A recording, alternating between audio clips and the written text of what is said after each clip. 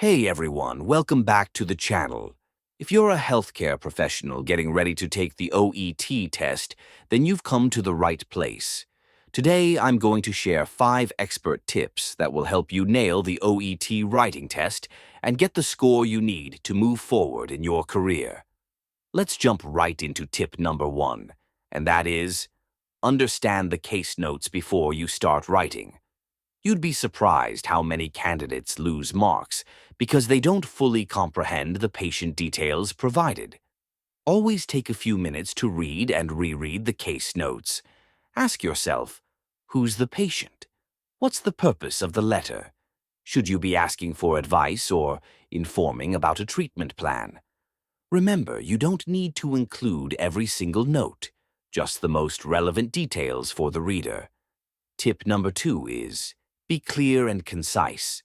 Healthcare professionals, like the doctors or nurses reading your letter, don't have time for overly complex or wordy sentences. Stick to the point. Keep your language simple but professional. Instead of saying, the patient seems to have developed symptoms consistent with, you could say, the patient has developed symptoms of. That one change keeps it clear and direct, just what the examiners are looking for. Moving on to tip number 3, and this one's a game changer. Use the right structure. Your letter should always follow a clear structure. Start with the introduction. Give background information on the patient. Explain the current situation, and finish with the recommendations or request. Examiners are checking whether you can organize information logically, so following this format will make your letter easier to follow and score higher. Oh, and don't forget your salutations and sign-off. A simple "yours sincerely" or "kind regards" will do. Now, on to tip number 4. Avoid common grammar mistakes. This can trip up even native speakers. Make sure you're using the correct tenses. If you're referring to past treatments, stick to past tense. For ongoing symptoms, use present tense. Another one to watch out for is subject-verb agreement. For example, the patient has a fever, not the patient have a fever. Small mistakes can add up, so keep your writing clean and professional. Finally, tip number 5 is crucial. Practice time management. You'll only have 45 minutes to write your letter, so practice completing tasks within this time frame. I recommend spending the first 5 to 7 minutes planning your letter and the remaining time writing and revising. If you plan well, your writing will be more focused and efficient.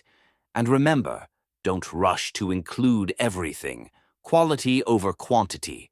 If you've practiced managing your time, you'll feel a lot less stressed on exam day. Oh, and here's a bonus tip for those of you who want to go the extra mile. Get feedback on your writing. Whether it's from a tutor or even from other healthcare professionals who've passed the OET, feedback can help you understand your strengths and weaknesses. So, don't be afraid to ask for help or invest in some personalized coaching to really boost your performance. If you'd like me to review your writing, feel free to drop me a comment below.